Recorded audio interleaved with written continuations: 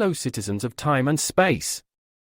Today, August 15th, in history. Today's event from ancient or medieval history comes from 1483 Anno Domini, when on this day the Sistine Chapel was consecrated, which means to be proclaimed as set apart for religious purposes, by Pope Sixtus IV in Rome.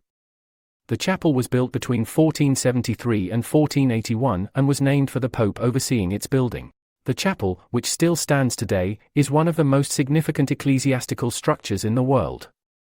It notably has been the site of the Papal Conclave, the event in which a new pope is selected, since 1492, and is one of the world's most trafficked tourist sites, boasting about 30,000 visitors per day, or 6 million annually.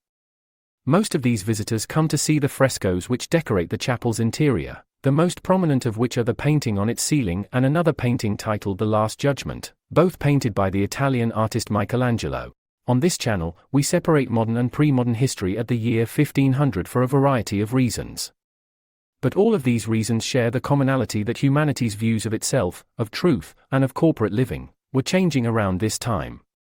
These paintings serve both as a mirror of a changing societal consciousness and as a muse or reference point for early modern art and sociology. Earlier medieval art was usually concerned with communicating spiritual and universal messages through symbolism, which used non-exact representations of the physical world to communicate spiritual realities. In contrast, the art style popularized by the paintings of Michelangelo focuses on photorealistically demonstrating persons and environments. For example, medieval art often employed a hierarchical scale, where figures of greater importance were depicted as larger than those of lesser significance. This practice conveyed the hierarchical order of the world, with religious figures and sometimes rulers placed near the top. The work of Michelangelo meanwhile emphasized realism and emotional expression over strict adherence to symbolic scale, and focused more on the so-called individual human person over community and cosmic order. In the wake of these paintings, European and broader world art would follow suit, focusing on human individuality, emotion, and anatomical characteristics. Western society, and the world as we know it today, owe their existence to this radical shift in human attention, moving from the collective and the cosmic into the personal and physical realms, which was both captured and inspired by these world-famous paintings of Michelangelo's, which are housed in the Sistine Chapel. Today's event from modern history, meaning for our purposes after the year 1500, is the granting of India's independence from the British Empire in 1947. To grasp the significance of this event, we must go back over 300 years in time. The British occupation of India started in the year 1600, when the British East India Company was chartered by Queen Elizabeth I of England. The company was granted a monopoly on English trade with the Indian subcontinent and Southeast Asia.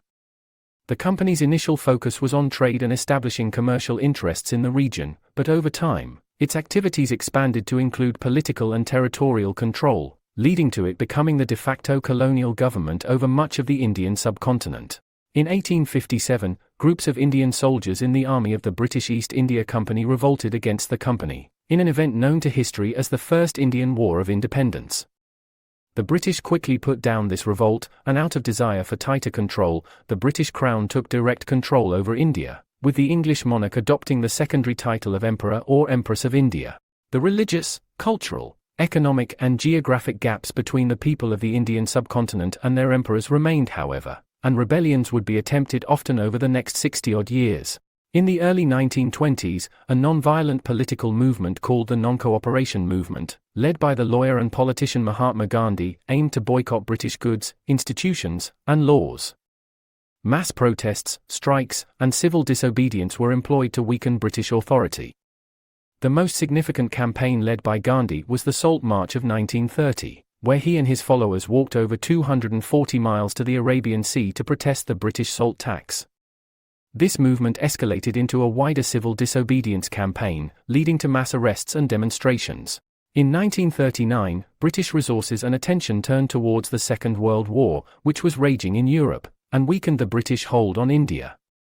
At the war's conclusion in 1945, negotiations between British and Indian separatist leaders began, resulting in King George VI granting India its independence as two separate states, India and Pakistan. The Indian independence movement had a major global impact. India's successful struggle for independence inspired other colonies and nations that were under colonial rule to assert their rights and seek self-determination, And these values of decolonialization and a nation's right to govern itself became global norms, as established shortly after in the United Nations Global Charter. Mahatma Gandhi's philosophy of nonviolent protest inspired civil rights movements, peace activists, and human rights advocates around the world. Notably, Martin Luther King Jr. and other black civil rights advocates in the United States would cite Gandhi as a major influence, and adopt his strategies in their own struggle for civil rights. That was today, August 15th in history. I hope your day today is brilliant, as we all move forwards by looking backwards.